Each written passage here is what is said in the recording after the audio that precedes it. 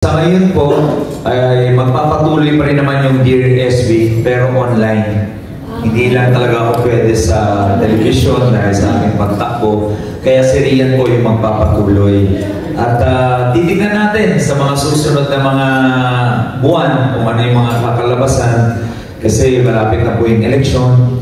At pag tayo ay pinalad po na manalo as mayor ng Manila, ay doon natin mapag-iisipan kung pwede natin magiging partner yung Where in Manila sa pagpo-promote po ng aming lungsod.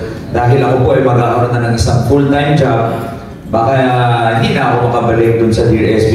Pagkos, pwede na kami makapagtulungan dito sa Where in Manila para mas lalo matulungan yung turismo ng Maynila at yun nga, yung mga maliliit at mga nagsisimula ng mga negosyante para mag-promote yung kanilang mga negosyo. Although may suggestion si Tito Lar na pagkatapos na ng pagkatapos ng election season, yung Where in Manila magiging Somewhere in Manila. Ang ganda nun Tito Lar yun Uwi. Ay, salamat ka na. Ang ganda. Somewhere. Ba't di natin naisip pa? Pwede yun Pwede pa wala mag-uwi. na lunch na.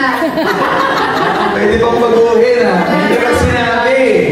Somewhere in Manila. O, direct, yung mga production namin, may suggestion napakaganda na idea. Bakit? Kasi sinabi ba?